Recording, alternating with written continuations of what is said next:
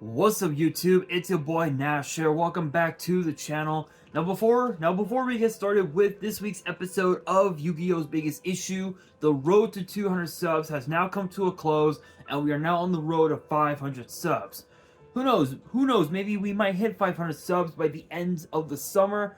Only time will tell. But as I have said in previous videos, if this channel does get to 500 subs, I will open up this Korean LOB booster box in its entirety on the channel that I got from my partners at Collector Store. So be sure to check them out. Link and address will be in the description below. By checking them out, not only does it support them, it also supports the channel, and I would greatly appreciate it. On the hopes of potentially pull a Blue Eyes White Dragon, a Dark Magician, a Red Eyes Black Dragon, a Piece of Exodia, Monster Reborn, Pot of Greed. The possibilities are out there.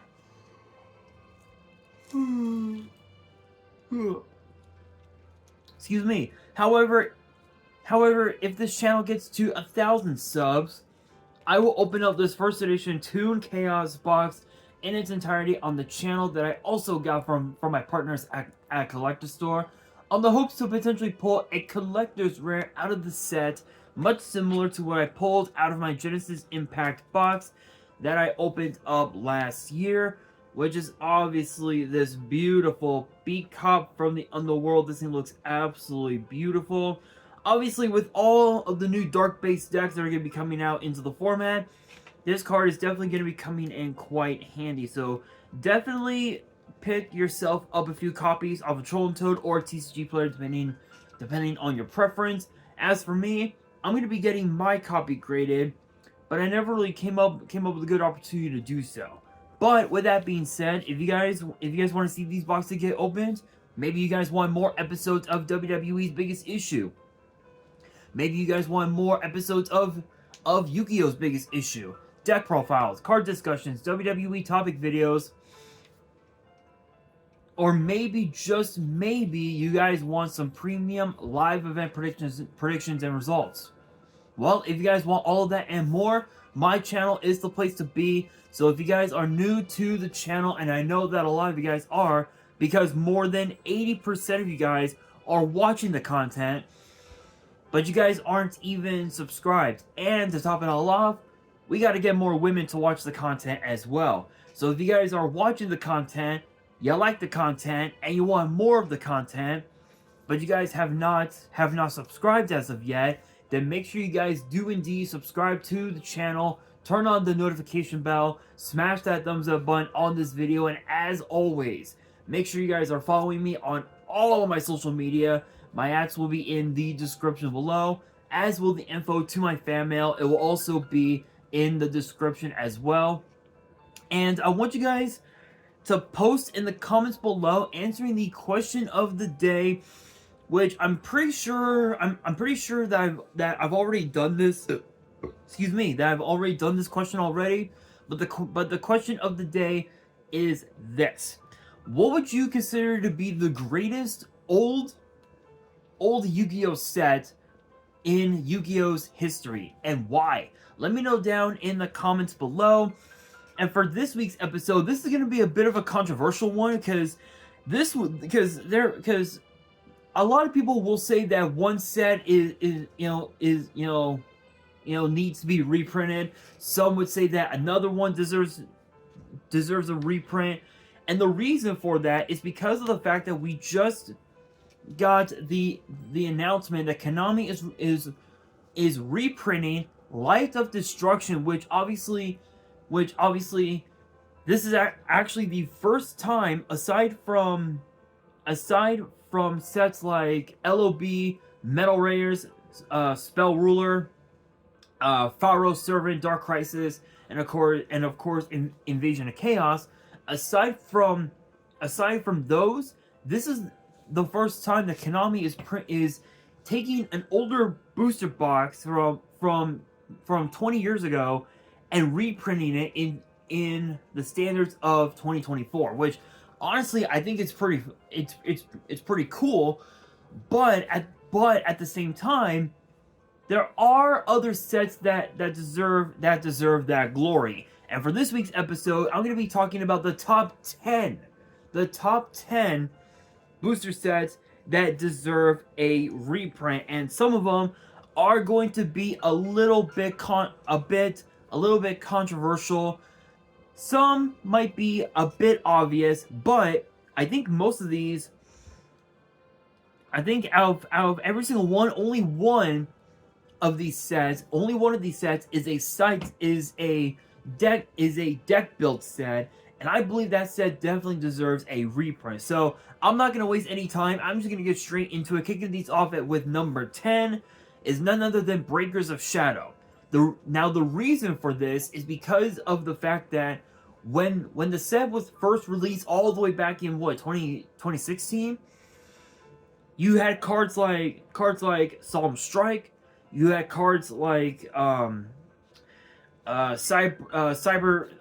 Dragon Infinity, and you also had as well the debut of Buster Blader getting its own archetype, which is absolutely insane. And the funny thing is that I think Buster Whelp? I think that's the one that locks your opponent out of the extra deck.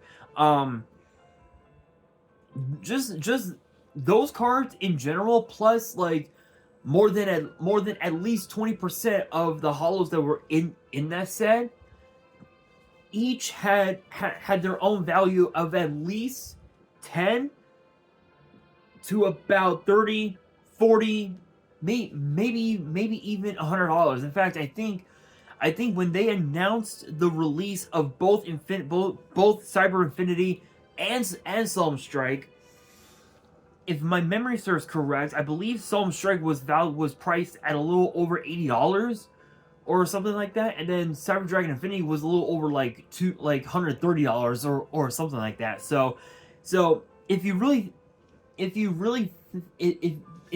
think about it, I mean there could be a time where Buster Blader could potentially get a little extra support, and if that were to happen, Breakers of Shadow is definitely going to be the set that Konami is going to want to reprint at some point, which I wouldn't mind it, but I think it would be pretty cool. But speaking of Buster Blader, but speaking of older DM monsters getting their own archetype, coming in at number 9 is the Dark Illusion.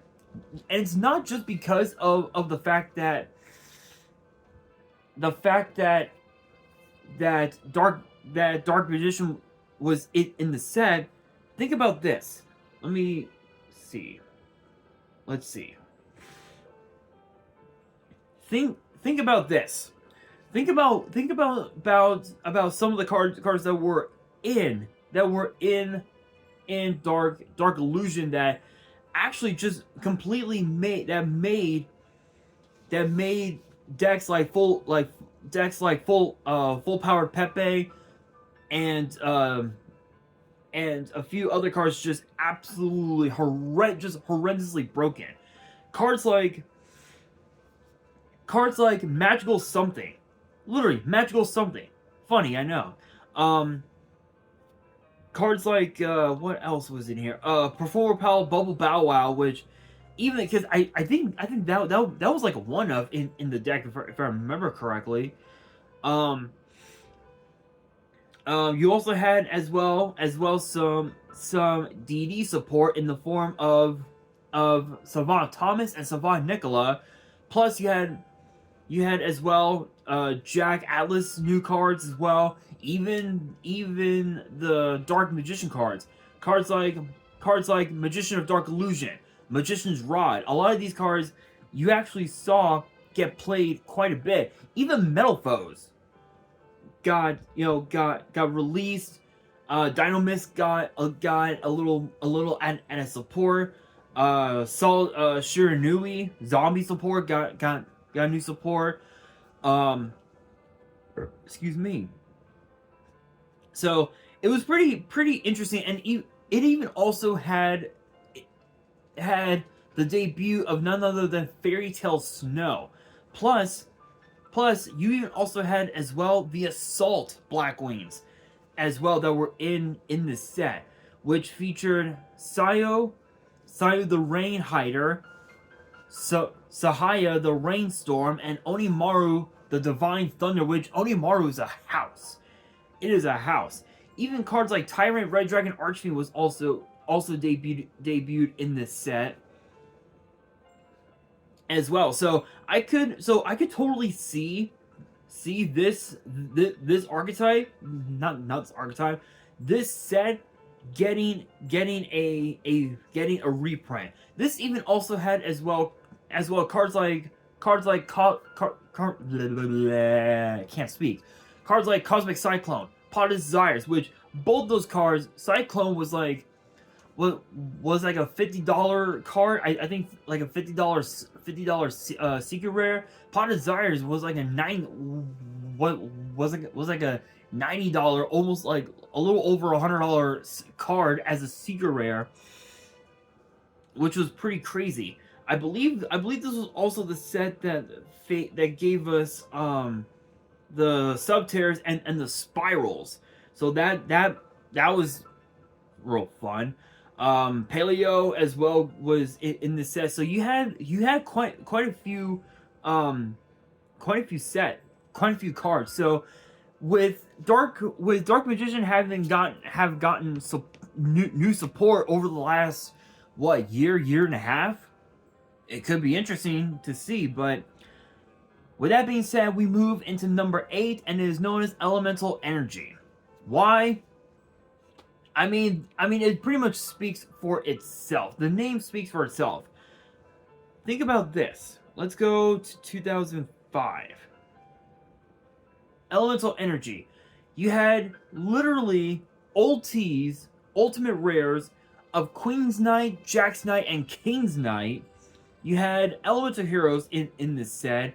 You had as well some of Chaz's cards, which feature Tiger Jet and Wing Catapult, which is pretty crazy.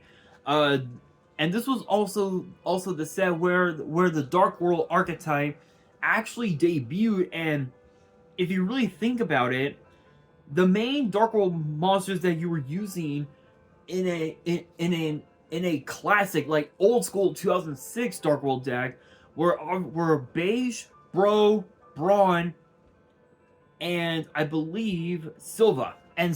Gold, you weren't really using gold all that much. If you were, it was more of a side deck card. Nowadays, if you see people playing Dark World, myself included, then gold is not only is gold a 2 of, but you're actually main decking gold Ruler of Dark World, which is pretty crazy. The Familiar Possessed debuted in this set. You had as well Elemental Hero fusions that a lot of people that actually were pretty expensive back in the day, such as Rampart Blaster, which I believe that was like a $20 card back in the day. Cards like Tempest, which I think was another $25 card back in the day. Wild Edge was I think $15 back all the way back when. Shining Flare Wingman, which I think was the one that a lot of people were playing the most of, and that's what made the card like a $60 card all the way back when. This also debuted Pot of Avarice, which I believe was a secret rare. Or no, oh wait, no, it was a super rare, and I believe it was like a set. It was like a $80 super rare. So to be able to see these cards get a reprint, I think would be pretty cool. But Elemental Energy is one of those older sets that a lot of people actually liked, mainly because of the Dark World archetype. But to be fair, they've been reprinted quite a few times, not only in the Gates of the Underworld structure deck, but in the most recent Dark World structure deck, and also in Legendary Collection for Joey's World. But it would be interesting to see that set get reprinted. Coming in at number 7, is none other than Dragons of Legend 1, the very first ever Dragons of Legend, and the reason for this is because of the fact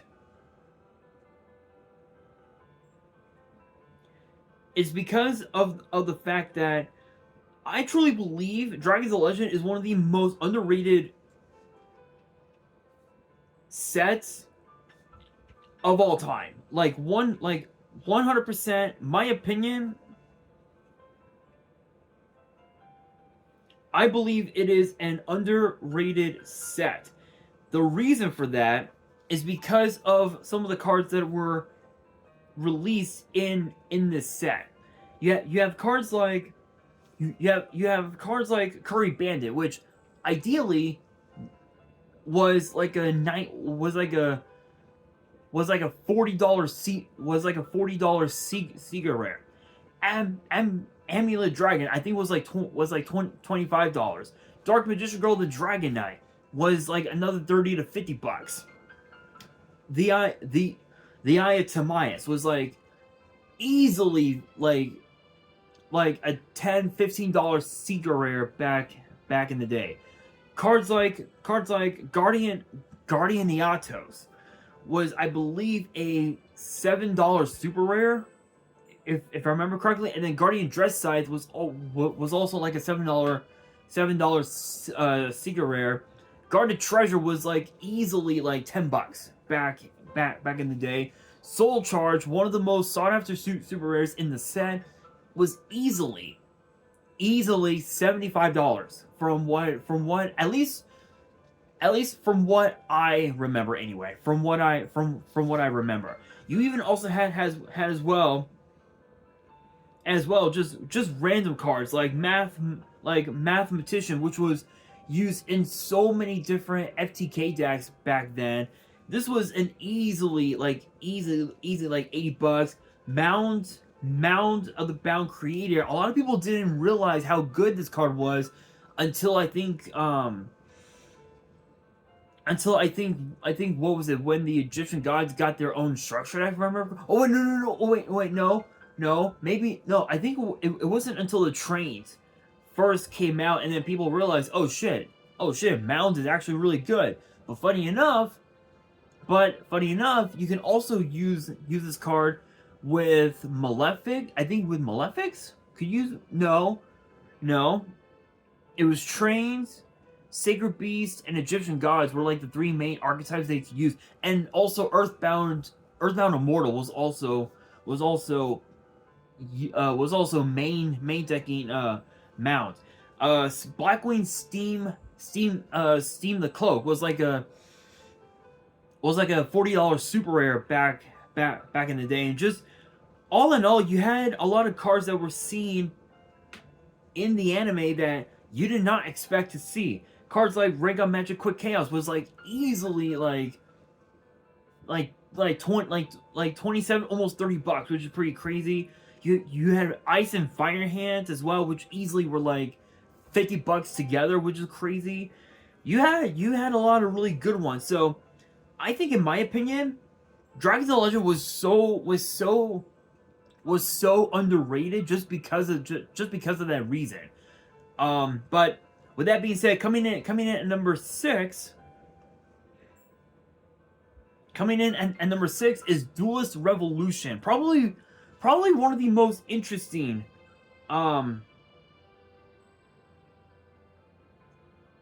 sets you could ever think of. I believe this was a 2009 set. No, 2010. Here we are. Duelist Revolution. So with Duelist Revolution, you had cards like Scrap Archfiend, you had cards like Effect Veiler, cards like Damage Eater, cards like Monoceros, Unihorn Familiar, DD Unicorn Knight, Unibird. You had a lot of really crazy cards.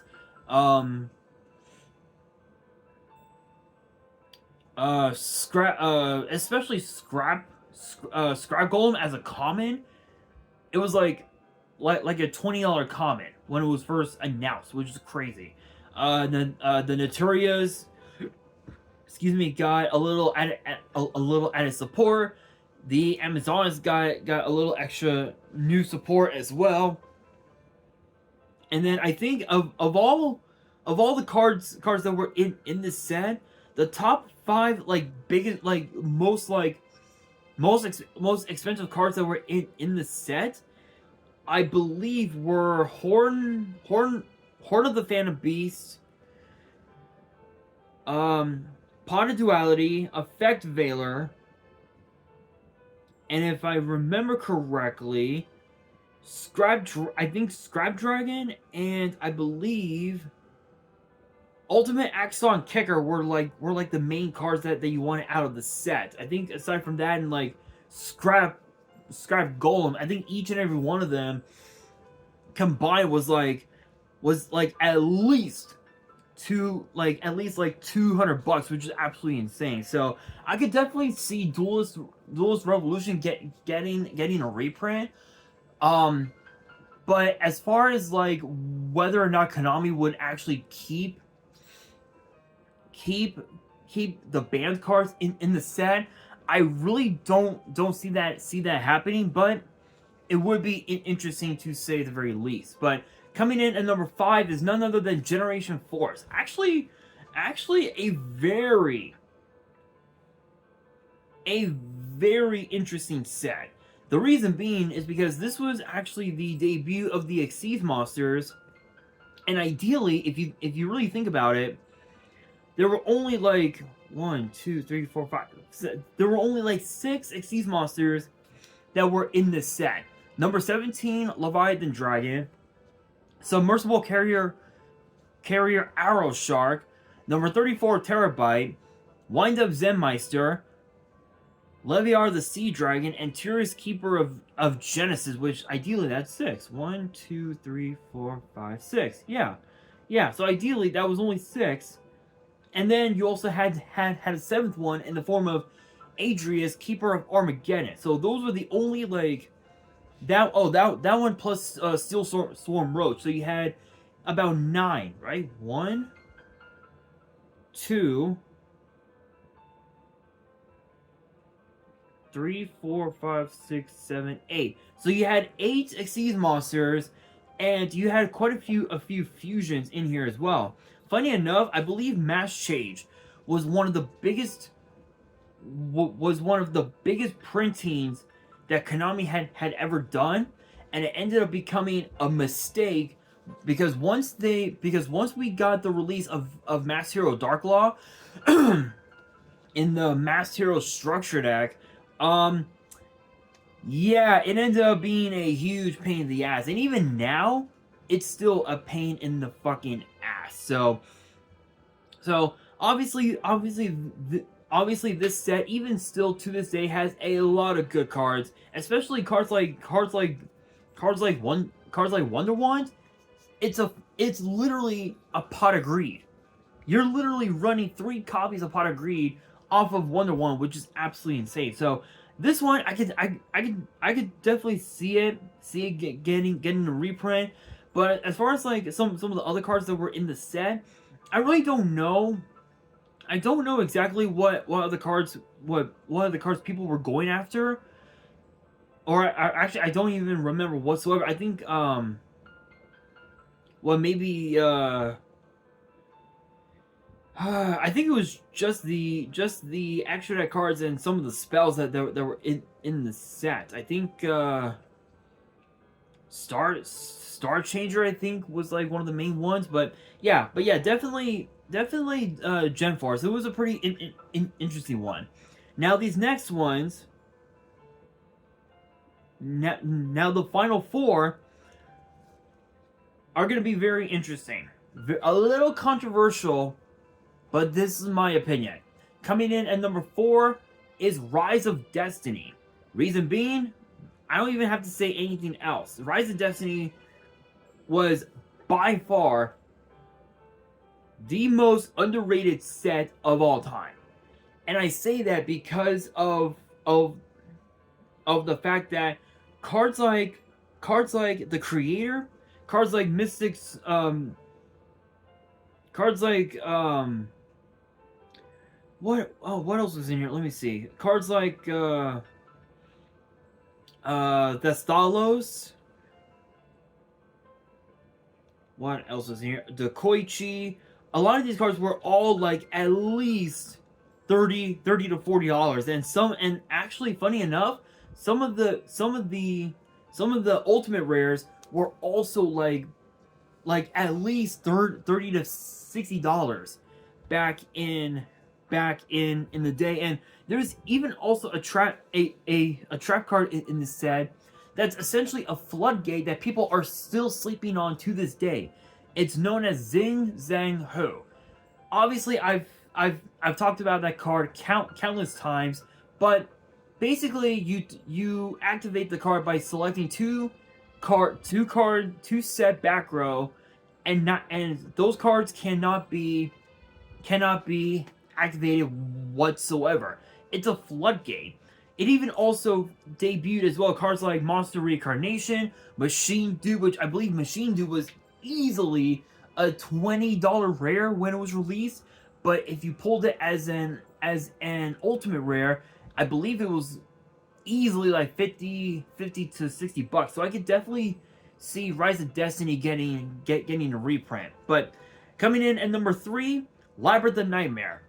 Reason being is because of all of the centering issues that it had when the original first edition set was released. If you pulled Injection Fear, I think that featured Injection, didn't it?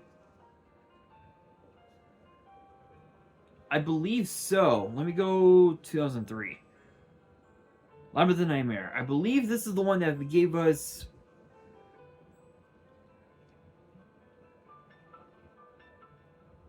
Injection, didn't it? No, it did not. Labyrinth of Nightmare did not. Okay. I think. Oh, okay. This is the one that gave us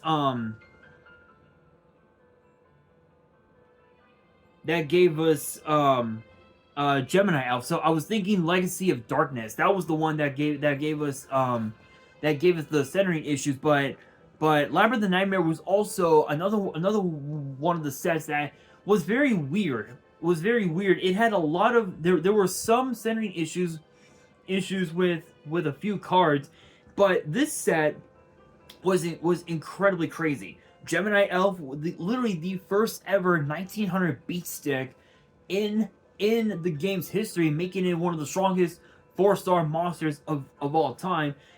This also had as well cards like the Masked Beast, Revival Jam, Grand Tiki Elder, Nuvia the Wicked, Chosen One, Mask of Weakness, which a lot of people were actually main decking.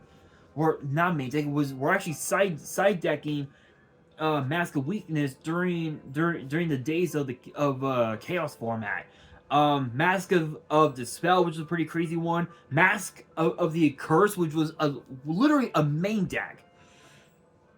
Funny enough, Torrential Tribute as well. A lot of these cards ended up becoming $30 to $70 upon the set's release. In fact, I think also Kaiku the Ghost Destroyer as a fucking super rare was easily $30 because it was literally one of the first ever called by the Graves for the entire game, which is pretty crazy. So I could totally see Labyrinth of Nightmare getting a reprint.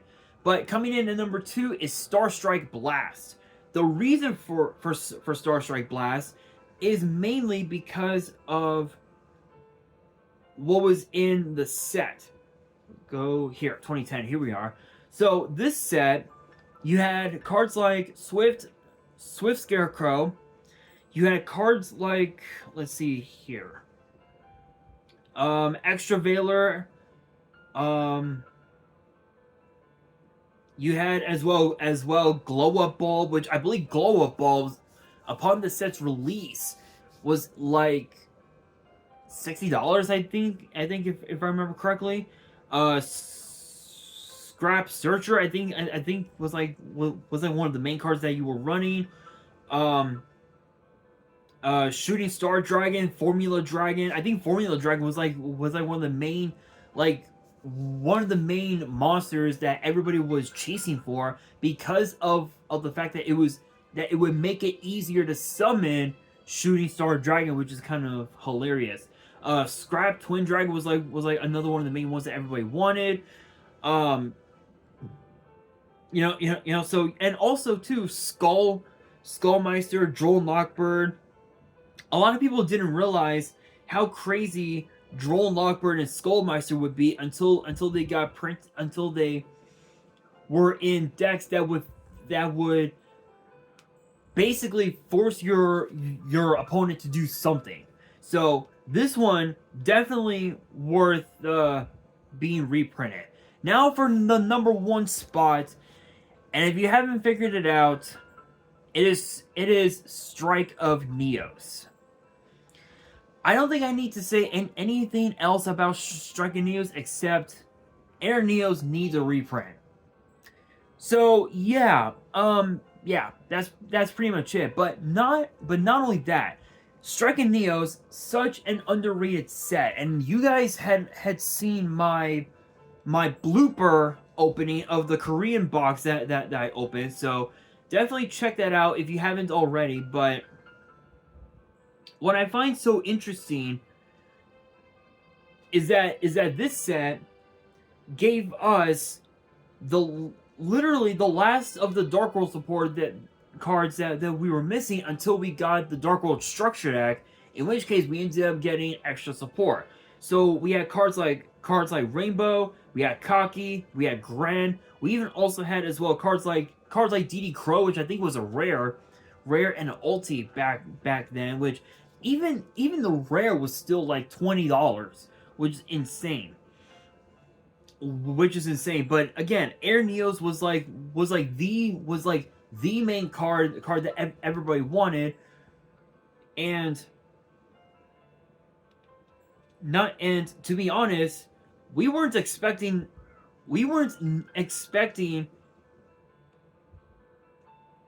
Air Neos to be so fucking popular until just recently. So I could totally see Strike of Neos getting reprinted, but it's up to us as players and fans of Yu-Gi-Oh to want to get these sets reprinted. So let your voices be heard on social media and tell the world you want those sets reprinted, or maybe you want something else getting a reprint as well. So make sure you guys do that if you haven't already.